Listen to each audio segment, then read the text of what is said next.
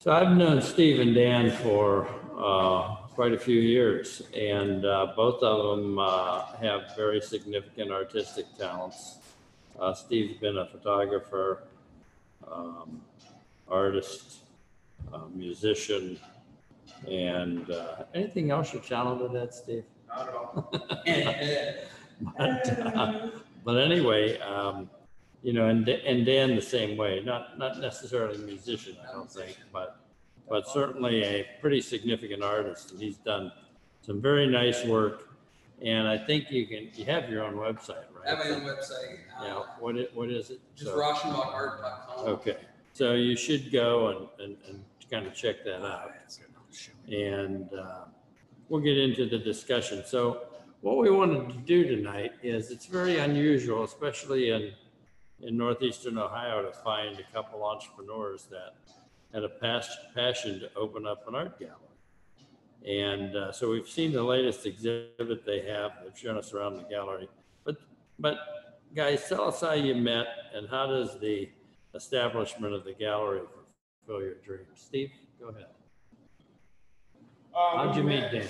We met downtown. We started to do some art shows in areas downtown.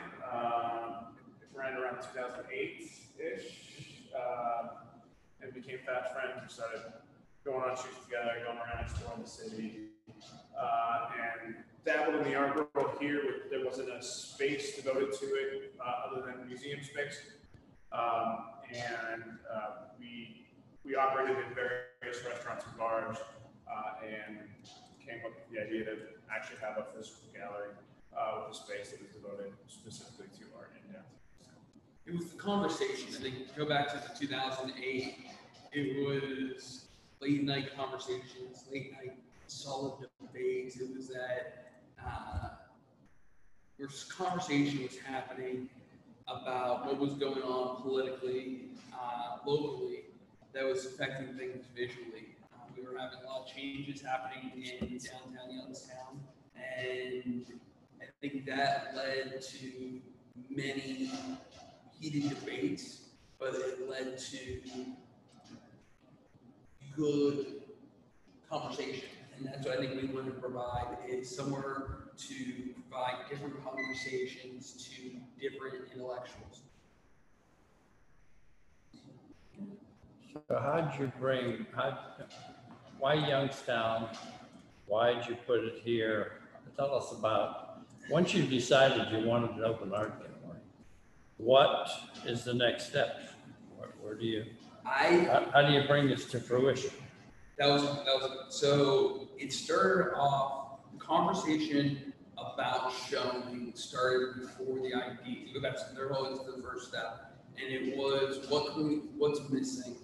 And it was, at the time, there was a lot of street art that was happening with the Obama campaign. You had Banksy going around doing his stuff. You had Shepard Ferry doing the Obama face. We had also at the time 3 or 4 of the buildings were torn down Youngstown. Steve, who is a photographer, we were breaking it into these locations. We were doing that. We were entering these places that were soon be coming down, and the discussion came, you know, how do we show this? So we started doing these exhibits at one of the restaurants downtown, and it was creating conversation around these exhibits. We did a photo exhibit in 2008 where there was a group of local photographers. I hate this term, but I'll use it. It's Rust Belt porn, and it went into, and they showed all these. Explain that a little bit, because a lot of people, I'm sure you've heard ruin porn, and what does it mean? So ruin porn is going into depressed areas that were once usually industrial strongholds, and seeing where nature has overtaken once thriving areas and it has left it in destruction. And then people get off seeing these images like, where they have a personal connection to this image or to what once was, and they can relate. And I think with a lot of the younger generations in Youngstown, this is actually like a catch-22 here for Steve, is most people don't really know what a steel mill looks like. Steve spends his every day in a steel mill. But what most don't know what a steel mill is, they would reminisce. So when we had a lot of these young photographers going out taking pictures in all these places, they were creating images about something that they didn't really know why or what it was. Now, Steve, you were into that probably early Mm-hmm. on this, and tell us about the photography and what I guess actually got you interested in that type of photography, and how the ruin, and to look at things that have been abandoned or ruined. Go ahead. What sparked it the most probably was I just, as a kid, loved to explore about the woods, find things that other people hadn't found. And as you grew into adolescence, becoming 16 years old, 17 years old, being able to have a car, drive wherever you want, drive around the area, especially around the river, there's locations all over the place that were industry at one point, or houses, or residential, or commercial. And being able to walk through these places and seeing them, not in a glorification of how terrible it is, but in seeing the beauty in it. That was my perspective of it, and that's slowly started to grow. And then my professional vocation took me to a building, not in downtown, but in Youngstown, that was an abandoned hospital, and I got to explore 6 floors of that. Now, which hospital? It was the old Southside Hospital. Okay. So walking through the radiation rooms and seeing nature overtake that it's an interesting metaphor. The surgery rooms, just walking in thinking, how many people were in this one hospital bed, this room, what are the stories that are here, and starting to try to document some of that. There are some that are preservationists in that method. Rust Jungle, Paul really is really big into documentation of the mills that were here and the materials and the hard hats and things of that nature. I viewed it more in an artistic perspective, what beauty is left and what beauty came of this. I think the ultimate metaphor happened actually right here downtown, where there was a steel mill right on the other side of Market Street Bridge. We went through there a bunch of times, and now it's an amphitheater. Yeah, tell us about the Paramount as well. Paramount was our favorite spot. Yeah.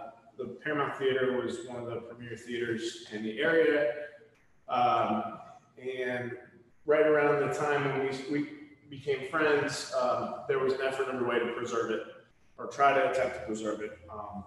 A group was formed. We went in and took pictures to try to document it. It was really haunting in there. They left the projector upstairs. There was still film in the reels from the last film that they showed. The curtain was still there. It was hung hauntingly, just by a thread. And just walked out. And then there's just holes in the roof. The building had just pretty much started to melt from the inside out. But we wanted to be able to try to preserve it and Say what was here. Yeah. And so that was the thing, when people look at Youngstown, I think when you look at a lot of the cities that are former industrial centers, you always hear a negative connotation of why are you still there, or why have you moved on with your business to somewhere else. And that idea of there's a lot of strong CEOs, a lot of strong business leaders that had to move to continue their industry. Our industry was to tell the story, to promote creators, and to show them where they live and give them an opportunity.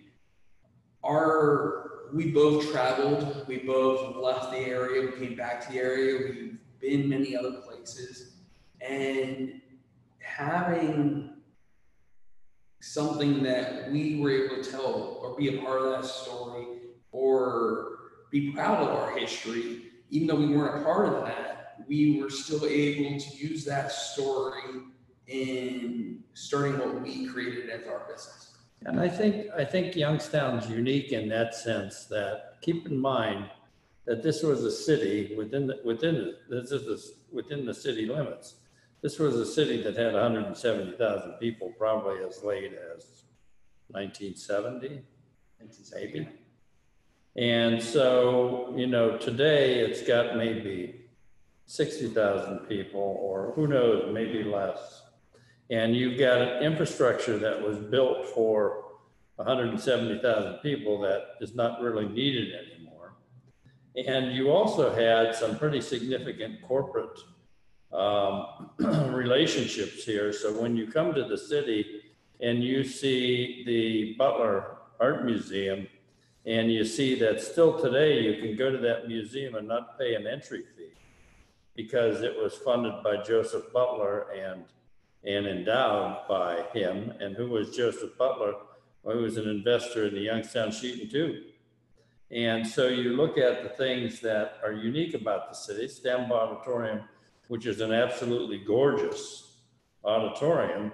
Well, that was, I don't know the Stambaugh's first name, but I want to say William, but I'm not sure. Billy. Yes. So you have the Stambaugh Auditorium, which is absolutely an unbelievable structure. And it was the Stambaughs who invested in it. And Stambaughs were part of the Youngstown Sheet and Tube, I think originally, but also then the family morphed into Stambaugh Thompson hardware stores and was a very significant company within Youngstown. In fact, probably had 30 hardware stores at one time in northeastern Ohio prior to the move of Lowe's and Home Depot, when you had large regional players in that. And there's so many other things too. When you look at the theater that was originally built by the Warner Brothers, who actually were either from Newcastle or Youngstown, I'm not sure which. Both areas. Yeah. The family immigrated, they came here to Youngstown and then first, and then as the family grew older, they opened theaters both in Newcastle and Sharon, and they opened like a Nickelodeon here downtown. And so they were at different places. So their theater was Dior, that we know now.